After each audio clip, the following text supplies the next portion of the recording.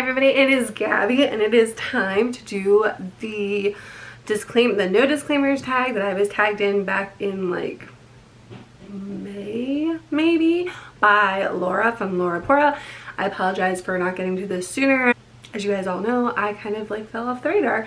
So here's how it's gonna go. I'm just gonna go through the questions. This is originally from, I believe, Catalyst Reads. I went to go click on the original video link that everybody has been posting, but I couldn't get to it. It keeps saying that the video is no longer available. So I don't know if it's available or not. I will try to link it down below, but I don't know if it's gonna work. As far as who I'm gonna be tagging, I know this is supposed to be at the very end of the video, but I don't think I'm gonna be tagging anybody specifically, except for like anybody that's watching this and has their own channel and you want to do it, because I just feel like tag videos, I don't know who to tag for them, and everybody that I would tag has already done it. So here we go. So we're gonna start answering some questions. First question is, which trope or tropes in books annoy you the most?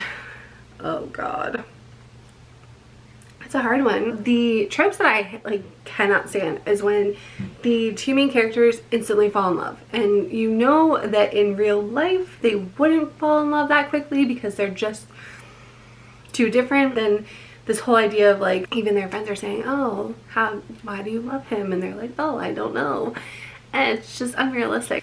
Another trope is that there always seems to be like one Brody guy and like, I don't know, probably a romance story, and he's all like, I hate life, and then he meets the one girl and she changes him, or sometimes they don't change and they're just forever pissed off at the world. I also can't stand when it jumps straight in to a character and you're just supposed to know everything about the character. There's nothing developing about it, or it's like the one-dimensional character that never changes even though there's like all these life-altering moments, and then it's like, oh, I'm still the same peppy happy self. Woohoo!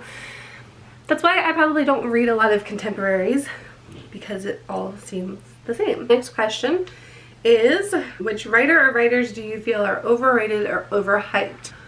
I would say overrated. I almost feel like, I mean, I do enjoy Stephen King books, but I feel like his writing is just so descriptive that it loses you halfway through a sentence, and then by the time you finish the book you're like, okay, I mean, you get the general idea of it. He is a really good storyteller, but I feel like he is very overhyped. As far as overrated goes, probably John Green.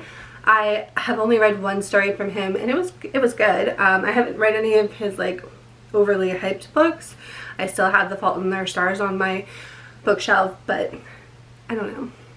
I like when authors are not as overhyped. Yeah. The next question, what are your least favorite books you've read since joining BookTube? There's a lot that I haven't liked. I was looking at my Goodreads and like the statistics of this year, and my average rating was a 3.2 for this whole year. And I feel like that is very true to it.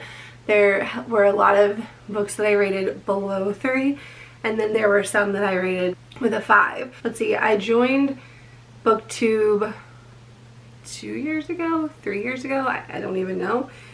So I'm gonna have to go to my Goodreads, because if it's my least favorite, I'm not gonna remember it, right? The least favorite that I've read since joining BookTube was actually one that I read this year, and it was a graphic novel, so I don't know if, or like a comic, so I don't know if that counts, but it's gonna count. And it was called The Evil Within, and it was horrible. I know that I talked about it, I think, or maybe I never actually posted that video. So I had recorded a video of me reading a few books, and that was on there, and it was awful. It had a great premise, but it started off where you had no idea what was going on, and it never actually explained what was going on, and it was awful. Just awful. Yeah. The next question, a terrible ending that ruined an otherwise quality book. I feel like a lot of times the ending saves some books. I haven't necessarily read a book where the ending ruined the entire story. These are hard questions. This is why I don't do tag videos like this one, because they're too difficult. Just don't know which one to do. I don't know. I feel like I don't have an answer for this one. A book that had a... I don't have an answer for this one. Can I do that? Can I just skip it? Because I don't know which books had a great start and then ended on a sour note. I'm sure I'll have like some answer to it later after I'm done making this video, and then I'll be like, why didn't I say that? Alright, so that's it for that one. The next question, which fictional characters do you wish were not killed off? Ooh, I have a good one. In the Black Dagger Brotherhood series, one of the brothers, his Shellen, is actually murdered when she is pregnant, and she comes back at some point, but not necessarily comes back, if that makes sense. And I don't want to say too much, because if you're reading it, then it spoils it. But Wellesley would probably be the one fictional character that I was actually really upset that she was killed, because Thor, whatever his name is, they were really just a match made in heaven. But everything happens for a reason, and there was a reason for her death and a reason why she comes back later on in one of the other books. So that's my answer for that one. The next question, what are some of your bookish pet peeves? I would definitely have to say the books that are really heavy and it's really uncomfortable to read. I feel like there just needs to be a better way. I mean, it is the perfect example by Stephen King. That book is just so difficult to hold up because it's over 1,000, I think it's like 1,198 pages or something crazy like that, and it's ridiculous to try to hold. But then it's also the same thing when you have really small books. Like, I know mass paperback, it does get annoying because you're trying not to bend it, which is another pet peeve of mine, when people do not treat their books very well. When they're folding it over, it makes me literally cringe. Like when we're reading read alouds in my classroom and my students start folding over the books, I cringe and I tell them to stop, and then they know exactly why I'm telling them to stop, because I have told them in the past that you do not do that with books.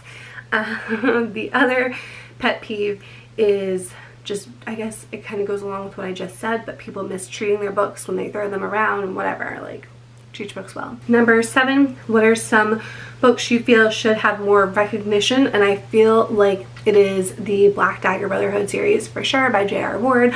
I know she definitely gets a lot of recognition, but not in the BookTube world that I have seen too much of. And then I also think that Unlit Star by Lindy Starr should get a lot of recognition, because that book was just so beautifully written, and I cried and I loved every second of it.